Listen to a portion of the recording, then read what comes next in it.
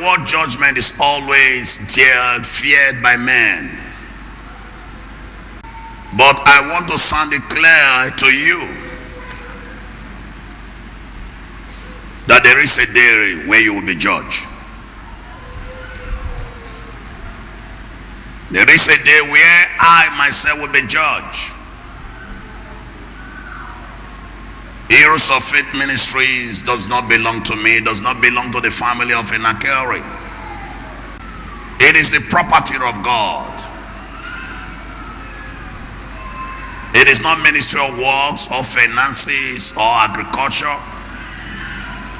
It is a ministry of Christ, part of the body. And so one day I'm going to give account of what I did with all the finances that came in, the messages I preached. Was it for myself? I preached what God wanted me to preach. Do I really build people? Did I point their mind to heaven, or I point their mind to earthly things that will soon wipe away? I will be judged. And to you sitting on the pew, you're also going to be judged. Judge, not based according to your standards. Your judgment will not be based on my standard. Everyone's judgment will be based according to the standard of God's word. A day of judgment is ahead. To every sinner, their judgment have been made. When they die, they are going to hell. And when final judgment, they will be transferred from hell, and hell themselves and death will be cast into the lake of fire. But then the believers who are truly born again, because it is not everyone in the church that is truly born again. There are many in the church, they are far away from Christ. Their lifestyle, every sinner is on their way to hell. Every churchgoer that is not born again is on his way to hell. But then every true believer will one day stand before God for judgment. Say, but Bishop, I don't believe. Well, if you don't believe, it does not make the word of God not to be true. But the only problem, it will be too late for you. Because those who are in hell fire now, they never believe it. Those who are in jail in Nigeria, they tell them if you are caught, you'll be sentenced to jail. They never believe it. So what happened? They went on committing crime, doing all kind of evil. But when they were caught, they said, well, I never bargained for this. You know, as I'm talking here with you, we will not all remain here forever. One day,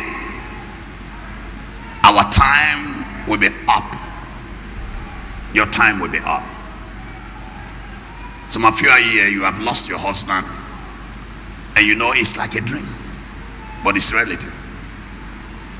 That you woke up in the morning after the death, you look around, you did sin. 1 week, 1 month, you sleep on the bed, you roll this way, you did sin. They start changing your perception of life. Yesterday I was talking with one of our sisters, or my daughter in the faith here, at a choir practice. And as we met outside, she told me that we're talking. Then he said, my bishop, he said, you know, after the death of my father, I gave up on everything in this world. Things just became nasty to me. Because when I look around, I see everything my father have labored, how he has worked, and in a twinkle of an eye is gone. A twinkle of an eye. Eternity is not far. And there are many things in a man's life that you can have opportunity to do again and again. You marry, the marriage failed. People divorce, they remarry again. People go to school, they fail exams. They have opportunity to rewrite the exams.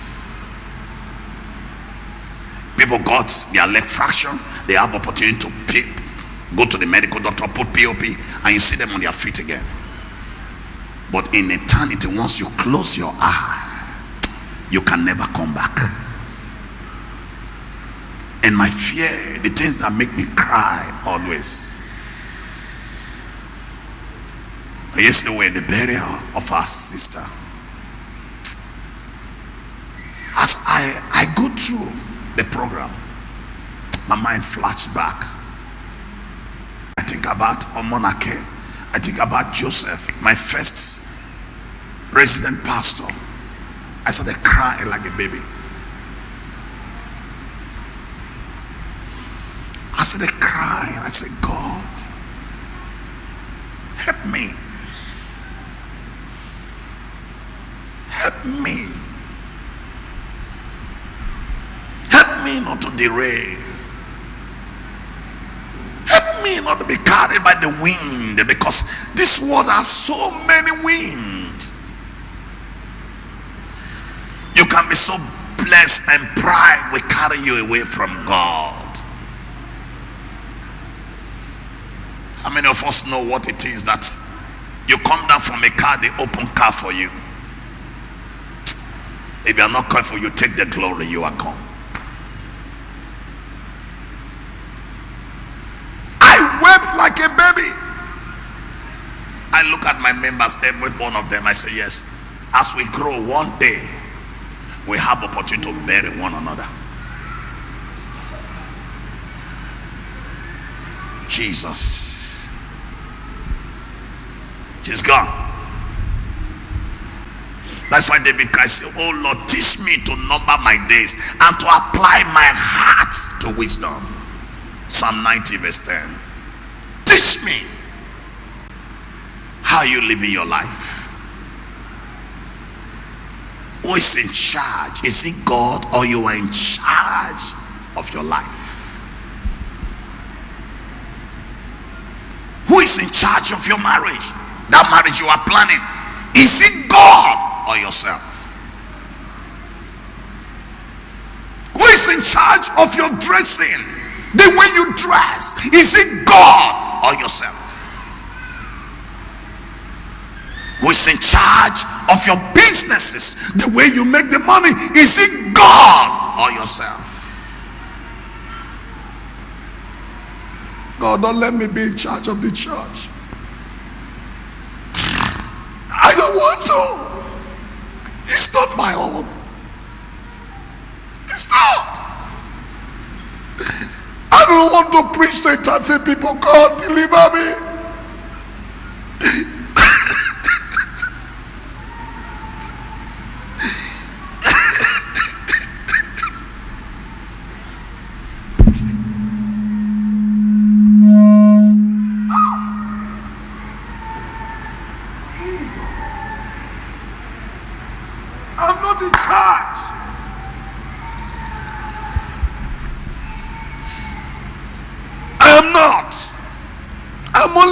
To do what he said I should do, and it's temporal. So don't look at me and feel I'm the owner of the church. Owner of what? What I cannot keep. When my day come, I can't keep this. I'm a stranger. You are a stranger here. You did not bring anything here. You cannot hold these things in the expense of your soul. It's only a fool that tries to keep what he knows he cannot keep. It's only a fool that says, I will die. I will die at any cost to make it. Die to make what? You came here naked, you will live naked. Jonathan said, my position is not worth the blood of any man. If becoming re-elected as the president of Nigeria again will cause war in Nigeria, no, I stepped down. And that's why when the election was still going on, he called Buhari, said, please, congratulations. Let me go back to my village. I brought nothing here. I didn't come here with a wife. I didn't come here with a husband. I didn't come here with a children. When I fall today, I die. The only thing precious can do is to weep for some time. After some time, my memory is gone.